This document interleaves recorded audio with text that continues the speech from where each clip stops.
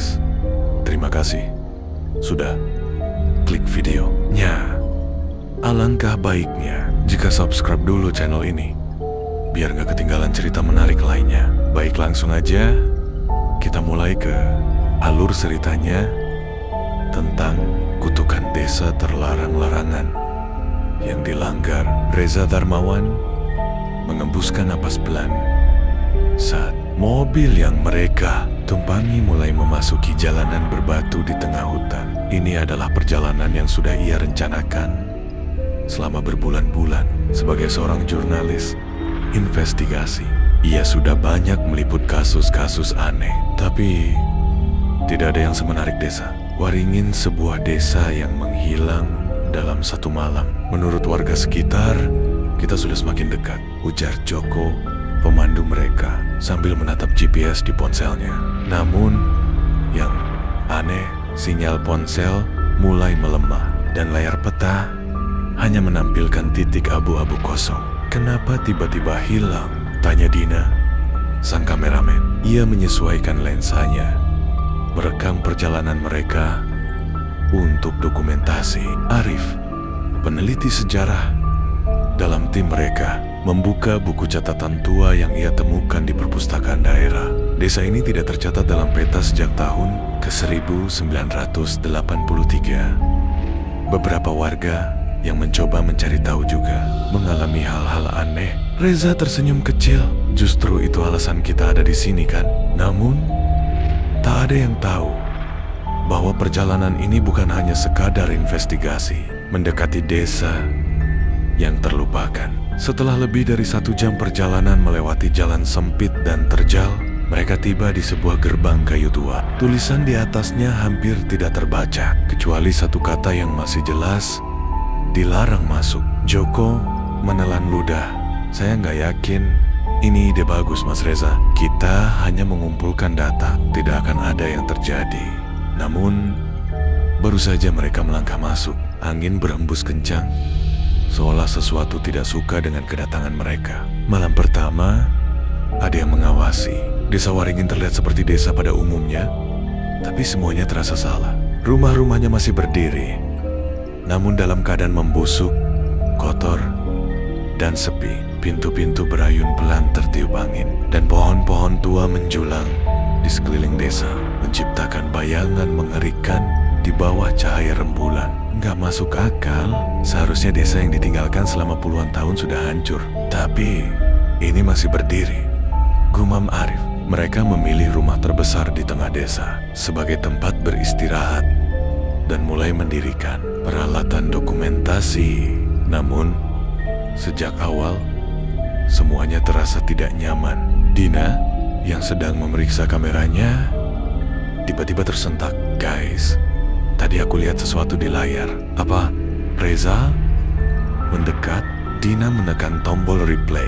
Dalam rekaman, terlihat bayangan samar di belakang salah satu rumah. Sesuatu yang berdiri dan mengawasi mereka. Namun, saat mereka menoleh, tidak ada apa-apa. Angin kembali bertiup. Malam pertama baru saja dimulai. Dina masih menatap layar kameranya dengan wajah pucat. Bayangan hitam yang tadi ia rekam sudah tidak ada di tempat aslinya. Jangan bercanda, Dina, ujar Joko, meski suaranya terdengar goyah. Aku nggak bercanda. Lihat ini. Dina memundurkan rekaman, dan jelas terlihat sesuatu berdiri di balik rumah tua. Namun, saat mereka menoleh ke lokasi itu, kosong. Reza menarik napas panjang. Mungkin pantulan cahaya atau efek kamera. Jangan biarkan ini ganggu kita. Namun, di dalam hatinya, ia merasa ada yang salah. Penemuan buku harian misterius. Saat malam semakin larut, Arif terus menelusuri rumah yang mereka tempati. Di sudut lemari kayu yang berdebu, ia menemukan sesuatu yang menarik. Sebuah buku harian tua. Ini milik seseorang bernama Dharma, katanya sambil menyapu debu dari sampulnya. Halaman-halamannya sudah menguning, tapi tulisan tangan di dalamnya masih terbaca. Reza menyalakan senter ke arah buku itu, sementara yang lain berkumpul. The 20th of April 1983. Mereka bilang, jangan keluar rumah Setelah maghrib, aku pikir itu cuma tahayul. Sampai aku melihatnya sendiri. Makhluk itu berdiri di tengah jalan desa, menatap rumah kami. The 21st of April, 1983 Pak Karto hilang semalam. Istrinya bersumpah ia mendengar suaminya berbisik di luar rumah. Tapi saat ia membuka pintu, hanya ada kegelapan. The 23rd of April 1983, aku harus pergi. Desa ini sudah tidak aman. Sesuatu mulai mengambil satu persatu dari kami. Jika seseorang membaca ini, jangan meninggalkan rumah setelah malam tiba. Semua orang terdiam. Suasana menjadi lebih berat. Berarti ada sesuatu yang terjadi di desa ini sebelum penduduknya menghilang, kata Dina dengan suara pelan. Dan kita ada di sini di malam hari, gumam Joko. Ada yang mengintai di luar. Tepat setelah mereka selesai membaca buku harian itu, suara langkah kaki terdengar di luar rumah. Arif langsung mematikan senter. Mereka saling berpandangan, menahan napas. Langkah kaki itu terdengar jelas, berat, dan lambat. Yoko berbisik, mungkin binatang. Namun Dina menggeleng. Tadi aku lihat di kamera, itu bukan binatang. Langkah itu berhenti tepat di depan rumah. Lalu tok-tok with coke. Seseorang mengetuk pintu. Tidak ada yang berani bergerak. Suasana mencekam semakin tegang saat ketukan itu berubah menjadi suara gesekan, seperti sesuatu menggaruk-garuk kayu. Dina menggenggam kameranya erat. Lensa kameranya masih menyala, merekam segalanya. Namun saat Dina mengalihkan pandangannya ke layar, ia melihat sesuatu yang tidak ingin ia lihat. Pintu rumah sedikit terbuka dan ada sepasang mata yang mengintip dari celahnya. Malam semakin larut dan ketegangan yang menyelimuti rumah tua itu hampir tidak tertahankan. Pintu yang ternganga sedikit di depan. Mereka seakan menjadi gerbang menuju kegelapan yang tidak mereka pahami. Mata yang mereka lihat tadi, apakah itu benar-benar manusia ataukah sesuatu yang lebih menyeramkan? Dina memegang kameranya erat-erat. Lensa yang masih menyala memperlihatkan bayangan samar di dalam rumah. Ayo, kita keluar dari sini, bisik Namo. Langkah mereka terhenti ketika suara ketukan yang lebih keras terdengar tok dari arah belakang rumah. Reza menatap mereka, mencoba mengatur napasnya yang mulai memburu. Kita harus mencari tahu apa yang terjadi. Suara misterius yang tak terlihat. Berani atau tidak, mereka memutuskan untuk membuka pintu sedikit lebih lebar.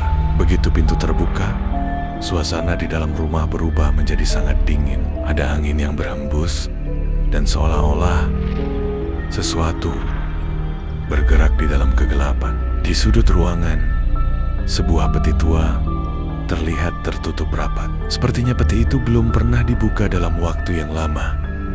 Namun, ada getaran halus yang datang dari dalamnya. Reza melangkah perlahan, mendekatkan tangannya ke peti itu. Apakah kalian mendengar itu? Tanyanya pelan. Tidak ada suara apa-apa, Mas Reza, jawab Arif, mencoba menenangkan suasana. Namun, saat Arif berbicara, mereka semua mendengar dengan jelas suara gemerincing logam dari dalam peti. Ada sesuatu di dalamnya. Suara Dina tercekat. Penemuan yang mengungkapkan segalanya. Dengan hati-hati, Reza membuka penutup peti tersebut. Perlahan, ia mengangkat tutupnya. Dan di dalamnya, mereka menemukan sebuah buku kuno yang sudah lapuk, hampir hancur oleh waktu. Buku itu berlumuran kotoran, seolah-olah baru saja dipindahkan dari tempat yang sangat gelap dan lembab. Saat Reza membuka halaman pertama, ia menemukan tulisan tangan yang mirip dengan catatan yang ada di buku harian Dharma. Namun, kali ini lebih menyeramkan. Jika kamu membaca ini, maka kamu telah terjebak. Desa ini adalah tempat terkutuk yang dipilih oleh makhluk gaib. Kami yang tinggal di sini telah berjanji tidak akan meninggalkan desa ini, dan mereka yang datang untuk mengusik akan menjadi bagian dari mereka yang hilang. Di balik setiap rumah kosong, ada yang menunggu. Di setiap suara yang kamu dengar, ada nyawa yang terperangkap. Bersiaplah, karena kalian akan menjadi yang berikutnya. Tepat setelah halaman terakhir dibaca, sebuah suara keras terdengar dari luar rumah, seperti sesuatu yang jatuh dengan keras. Makhluk itu muncul. Mereka semua segera berlari keluar rumah, melihat ke sekitar, namun tidak ada apa-apa. Namun, begitu mereka menoleh ke belakang, ada sesosok bayangan besar yang berdiri di tengah jalan desa. Bayangan itu perlahan menghampiri mereka, dan setiap langkahnya diiringi dengan suara gemerincing yang menambah ketegangan. Siapa? Siapa itu?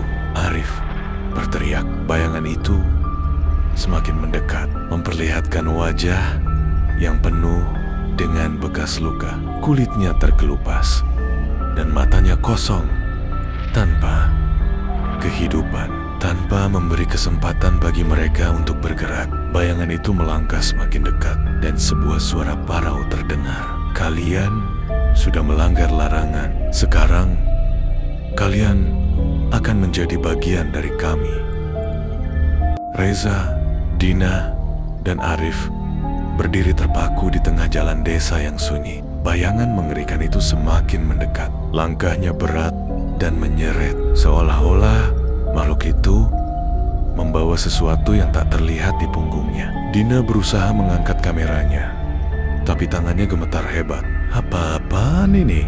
Bisik. Tepat saat kamera mulai merekam, makhluk itu menghilang. Tidak ada suara, tidak ada pergerakan, seolah-olah ia hanya fata morgana yang muncul untuk menguji nyali mereka. Namun, sesuatu yang lebih menyeramkan terjadi. Bayangan mereka sendiri mulai bergerak, meskipun mereka diam di tempat. Bayangan yang memiliki kehendak sendiri. Aku gak suka ini, Arif berkata dengan suara bergetar. Ia mencoba menggeser kakinya, tetapi bayangannya tetap diam. Kemudian, perlahan-lahan, bayangan itu mulai bergerak sendiri. Bukan mengikuti gerakan mereka, tapi seolah-olah memiliki kehendaknya sendiri. Reza menoleh ke tanah dan melihat bayangannya mengangkat tangan. Padahal ia tidak bergerak sama sekali. Dina mulai menangis. Ini nggak masuk akal. Kita harus pergi dari sini. Namun, tepat saat mereka berbalik, bayangan itu menghilang. Bukan hanya bayangan mereka sendiri, seluruh bayangan di desa ini tiba-tiba lenyap. Tidak ada bayangan dari pohon, rumah, atau bahkan dari cahaya senter yang mereka bawa. Seakan-akan mereka berada di dunia tanpa cahaya. Sebuah bisikan yang tidak terlihat dalam keheningan yang mencekam. Sebuah suara berbisik muncul dari kegelapan. Kenapa kalian datang ke sini? Apakah kalian ingin menjadi bagian dari kami? Dina menjerit dan memegang bahu Reza. Suara itu ada di belakang kita. Namun, ketika Reza menoleh, tidak ada siapapun. Hanya ada udara malam yang semakin dingin dan desir angin yang mengalir di antara rumah tua. Arif menutup matanya, mencoba menenangkan diri. Kita harus tetap tenang. Suara ini mungkin cuma halusinasi. Namun, sebelum ia bisa menyelesaikan kata-katanya, sesuatu mencengkeram bahunya dengan keras. Sosok yang hanya bisa dilihat dari kamera. Dina tanpa sadar menekan tombol rekam di kameranya. Lensa menangkap sesuatu yang tidak bisa mereka lihat dengan mata telanjang. Di layar kamera, tepat di belakang Arif, terlihat sosok hitam tinggi dengan wajah yang menganga seperti lubang tanpa dasar. Tangan makhluk itu yang kurus dan panjang mencengkeram bahu Arif. Tetapi saat mereka menoleh, tidak ada apa-apa. Dinamet, di belakangmu. Ada sesuatu di belakangmu. Namun, saat Arif menoleh, ia tidak melihat apapun. Tiba-tiba, dari layar kamera, makhluk itu membuka mulutnya lebih lebar. Dan dari dalamnya, terdengar suara yang mengerikan. Sekarang, kalian adalah bagian dari kami. Dina masih memegang kameranya erat-erat. Napasnya memburu. Ia tahu apa yang baru saja ia lihat di layar. Makhluk itu benar-benar ada. Namun, ketika ia menoleh, tidak ada apa-apa. Arif masih memegangi bahunya, merasa nyeri akibat sesuatu yang mencengkeramnya tadi. Reza menyorotkan senter ke sekitar, tetapi sinarnya tidak mampu menembus kegelapan yang semakin tebal. Lalu, Tiba-tiba, bayangan mereka kembali muncul. Tapi, ada sesuatu yang janggal. Bayangan itu tidak lagi menempel di tanah. Bayangan yang bergerak sendiri. Dina menunjuk bayangan mereka dengan tangan gemetar. Lihat, kenapa bayangan kita? Reza mengikuti arah pandang Dina. Bayangan mereka bergerak sendiri, berjalan ke arah yang berlawanan. Arif mundur selangkah, tetapi bayangannya justru maju ke depan. Dina mencoba mengangkat tangannya. Bayangannya tetap diam. Kemudian, dari arah bayangan itu terdengar suara. Jangan mencoba melawan. Suara itu dalam, serak, seolah berasal dari sesuatu yang sudah lama mati. Kalian sudah terlalu jauh masuk. Bisikan dari dalam gelap. Reza memutuskan untuk menyalakan mode malam pada kameranya. Dengan cepat, layar menunjukkan sesuatu yang tidak bisa mereka lihat dengan mata telanjang. Di sekitar mereka, ada sosok-sosok hitam besar berdiri diam, mengelilingi mereka. Sosok itu tidak memiliki wajah, hanya bayangan berbentuk manusia dengan lubang kosong di tempat wajah seharusnya berada. Lalu, salah satu sosok itu bergerak. Langkahnya pelan menyurit Koki, seperti seseorang yang berjalan dalam air. Kemudian, suara itu berbisik lagi. Bayangan kalian bukan lagi milik kalian.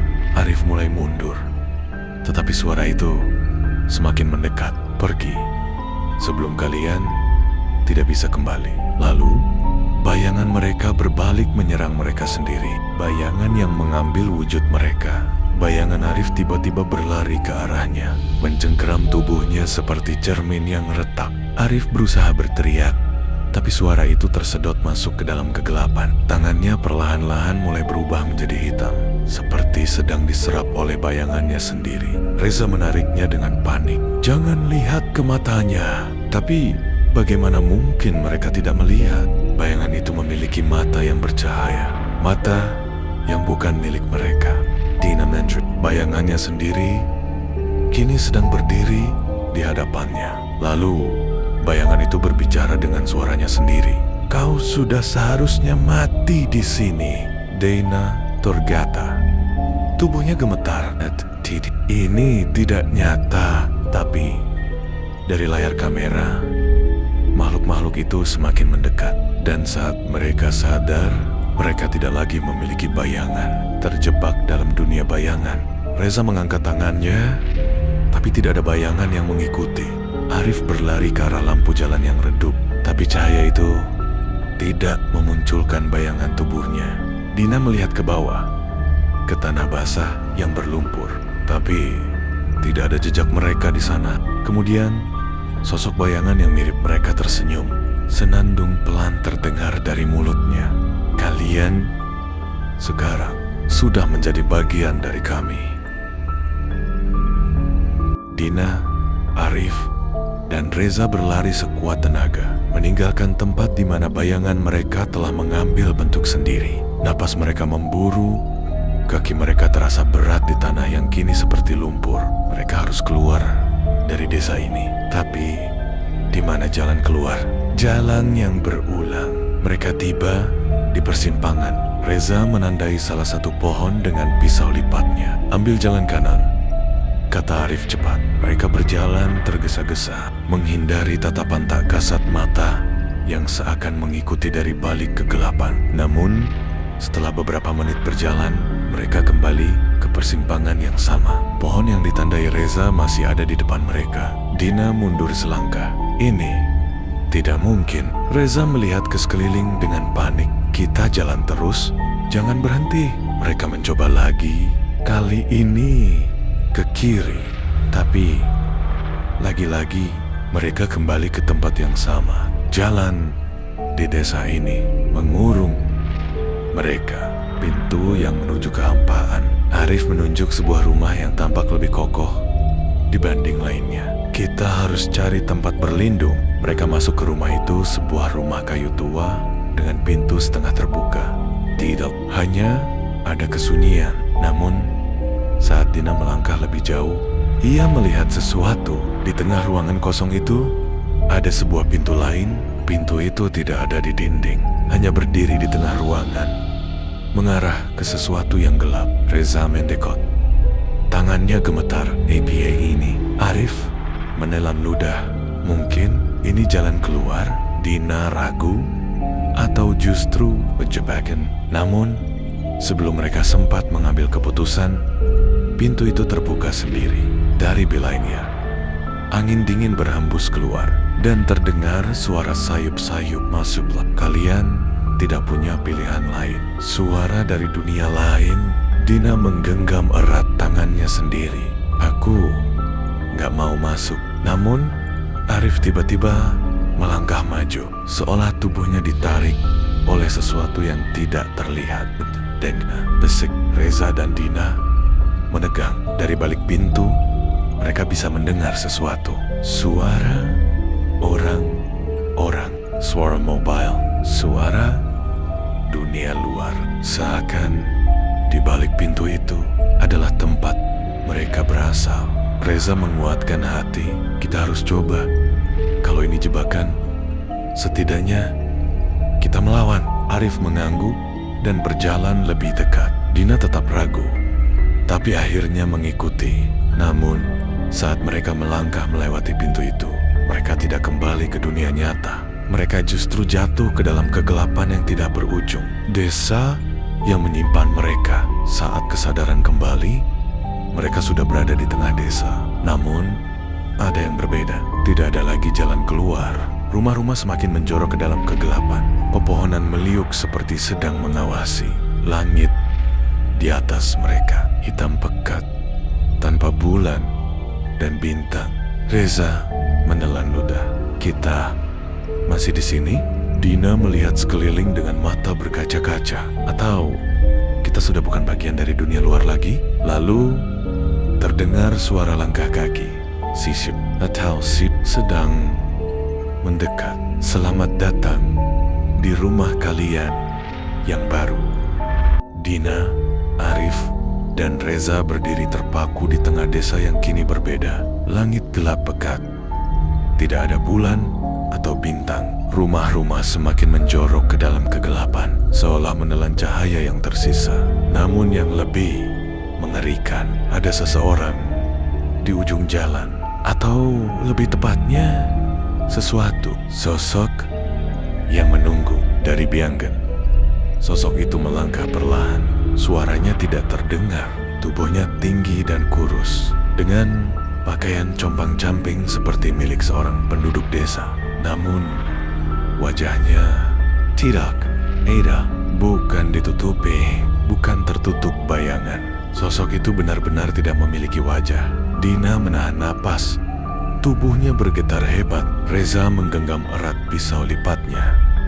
Sementara Arif berdiri kaku. Jangan bergerak, bisik Arif. Sosok itu berhenti beberapa langkah di depan mereka. Lalu suara berbisik terdengar. Namun bibirnya tidak ada. Kenapa kalian masih di sini? Dihantui yang tak terlihat. Dina mengumpulkan keberanian.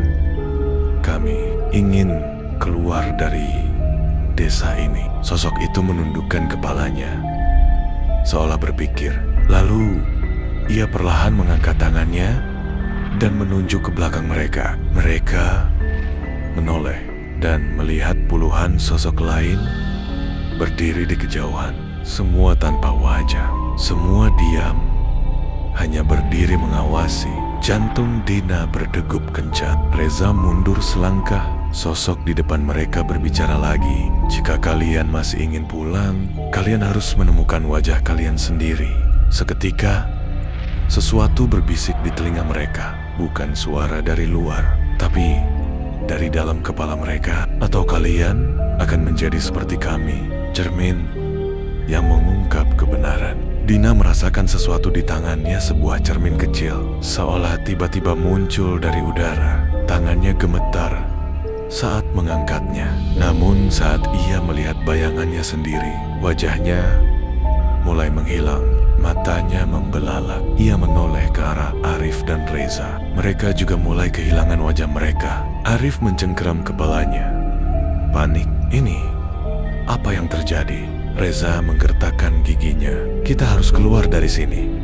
Sekarang juga. Namun, saat mereka mencoba berlari, bayangan di sekitar mereka bergerak lebih cepat. Sosok-sosok tanpa wajah itu mulai mendekat. Dari kegelapan, terdengar bisikan yang menggema. Temukan wajah kalian sebelum semuanya terlambat. Dina, Arif, dan Reza masih berdiri terpaku. Wajah mereka perlahan memudar dalam pantulan cermin kecil yang Dina genggam. Sementara itu, puluhan sosok tanpa wajah semakin mendekat. Bisikan mereka semakin menggema di kepala. Temukan wajah kalian sebelum semuanya terlambat. Arif menelan ludah. Kita harus pergi sekarang. Tapi kemana? Lalu sesuatu muncul di hadapan mereka. Jalan yang tidak ada sebelumnya. Di antara rumah yang membusuk, kini ada satu bangunan yang sebelumnya tidak ada. Rumah besar dengan pintu setengah terbuka. Dari dalamnya, cahaya redup menyala dan bayangan samar bergerak di dalam. Reza mengerutkan kening. Rumah itu, sepertinya kita harus ke sana, sahut Dina. Arif ragu. Bagaimana kalau ini jebakan? Di belakang mereka, sosok-sosok tanpa wajah semakin mendekat. Langkah mereka tanpa suara. Reza menggenggam pergelangan tangan Arif. Kalau kita tetap di sini, kita akan kehilangan wajah kita. Aku lebih memilih mengambil risiko. Mereka bertiga langsung berlari ke dalam rumah. Begitu mereka melangkah masuk, pintu menutup dengan sendirinya. Cermin di setiap sudut. Udara di dalam rumah terasa lebih dingin. Cahaya dari lampu gantung tua berkelip lemah, dan setiap dinding dipenuhi oleh cermin. Cermin besar, cermin castle, cermin yang retak, cermin di mana-mana. Dina mendekat ke salah satu cermin besar. Di dalamnya, ia melihat bayangannya sendiri. Namun, wajahnya sudah hilang, dan lebih mengerikan lagi, bayangannya tersenyum. Meski ia sendiri tidak, wajah yang terperangkap. Arif menarik Dina menjauh dari cermin. Jangan lihat terlalu lama. Reza menunjuk ke cermin lainnya. Lihat itu! Di salah satu cermin, mereka melihat wajah mereka, tetapi wajah-wajah itu tidak menempel di tubuh mereka. Wajah mereka terperangkap di dalam cermin, dan wajah-wajah itu menatap mereka dengan ekspresi putus asa. Dina menutup mulutnya. Suaranya bergetar. Apa? Kita harus mengambilnya kembali. Sebuah suara mendadak terdengar di seluruh ruangan. Jika kalian ingin kembali, ambil wajah kalian sebelum penghuni lain mengambilnya. Dina, Arif, dan Reza berdiri di tengah ruangan penuh cermin, menatap wajah mereka yang terperangkap di dalamnya. Wajah-wajah itu menatap balik dengan ekspresi putus asa. Ambil wajah kalian sebelum penghuni lain mengambilnya. Suara itu menggema di seluruh ruangan, seolah berasal dari dalam cermin. Lalu, sesuatu mulai bergerak di dalam pantulan. Sosok di dalam cermin. Reza mundur selangkah saat melihat sesuatu merayap di dalam bayangannya sendiri. Bayangannya bergerak. Meski dari dalam cermin, muncul sesosok makhluk tanpa wajah dengan tubuh mirip dirinya. Perlahan, makhluk itu menempelkan tangannya ke permukaan cermin, lalu mendorong dirinya keluar. Crack, cermin besar di samping Reza retak, dan sosok itu kini berdiri di hadapannya. Sebuah tubuh tanpa suara. Dinamit. Reza menjauh, tapi Reza terpaku. Sosok itu mulai mendekat dan mulai meniru setiap gerakannya. Perlawanan tanpa bayangan. Arif menarik Reza ke belakang sebelum makhluk itu bisa menyentuhnya. Dina meraih pecahan cermin di lantai dan mengarahkannya ke sosok tanpa wajah itu. Begitu pecahan cermin itu menghadapnya, makhluk itu berhenti. Tubuhnya tampak bergetar, seolah kesakitan. Lalu, dari dalam pecahan cermin, suara lirih terdengar. Balikkan cerminnya, kembalikan pantulan yang salah, mencari wajah mereka. Dina sadar cermin bukan hanya perangkap, tapi juga satunya cara mereka bertahan. Cermin ini bukan hanya pantulan, katanya, tapi pintu. Mereka bertiga mulai mencari wajah mereka di dalam cermin yang berbeda. Tapi ada masalah. Wajah mereka tidak hanya ada di satu cermin. Di antara ratusan cermin di ruangan itu, beberapa wajah mereka terpecah-pecah. Bagaimana cara menyatukannya kembali? Dan lebih buruk lagi, makhluk-makhluk tanpa wajah lainnya mulai keluar dari cermin. Mereka tidak punya banyak waktu. Dina, Arif, dan Reza kini dikepung. Di sekeliling mereka, sosok-sosok tanpa wajah terus bermunculan dari cermin pecah. Tangan-tangan mereka yang pucat merayap di lantai, bergerak mendekat dengan gerakan kaku dan tak wajar. Mereka tidak bisa lari kemanapun, kecuali ke dalam cermin itu sendiri. Pintu rahasia di balik cermin. Dina menggenggam pecahan cermin erat-erat, menatap kebayangan dirinya di salah satu kaca utuh di sudut ruangan. Pantulannya terlihat aneh, seolah ruangan di dalam cermin lebih luas dari ruangan sebenarnya. Lalu, ia melihat sesuatu. Di dalam pantulan, ada sebuah pintu hitam. Pintu itu tidak ada di ruangan mereka, hanya bisa terlihat di cermin. Reza, Arif, pintu it, seru Dina, menunjuk ke cermin. Arif melirik ke cermin yang dimaksud. Itu satu-satunya jalan keluar. Tapi ada masalah. Cermin yang menunjukkan pintu itu berada di seberang ruangan, dikelilingi oleh para makhluk tanpa wajah. Melawan dengan cermin, Dina menyadari satu hal. Makhluk-makhluk ini takut pada pantulan. Ia meraih pecahan cermin yang lebih besar dan mengarahkannya ke salah satu makhluk. Begitu bayangan mereka sendiri terlihat di kaca, makhluk itu berhenti. Ia menggeliat seperti kesakitan, lalu mundur ke arah bayangannya sendiri. Gunakan cermin, seru Dina. Arif dan Reza segera mengambil pecahan cermin di lantai, mengarahkannya ke makhluk-makhluk itu. Satu persatu mereka memungkinkan mereka bertiga untuk mendekati cermin besar yang menunjukkan pintu rahasia. Tapi begitu mereka sampai di depan cermin itu, pantulan pintu hitam itu mulai menghilang. Mereka harus masuk sekarang atau semuanya akan terlambat. Melangkah ke dunia cermin tanpa berpikir panjang, Reza meraih permukaan cermin dan tangannya menembus kaca itu seperti air. Permukaan cermin beriak, seolah menjadi gerbang ke dunia lain. Tanpa ragu, Dina dan Arif mengikuti Reza. Mereka menembus ke dalam cermin, dan mereka tiba di sebuah dunia yang sepenuhnya terbalik. Langit berwarna kelam, bangunan melayang tanpa gravitasi, dan di kejauhan ada sesuatu yang menunggu mereka. Sebuah pintu hitam besar berdiri di tengah kegelapan, dan dari balik pintu itu terdengar suara pelan yang menyeramkan. Kalian sudah terlalu jauh masuk. Sekarang tidak ada jalan keluar.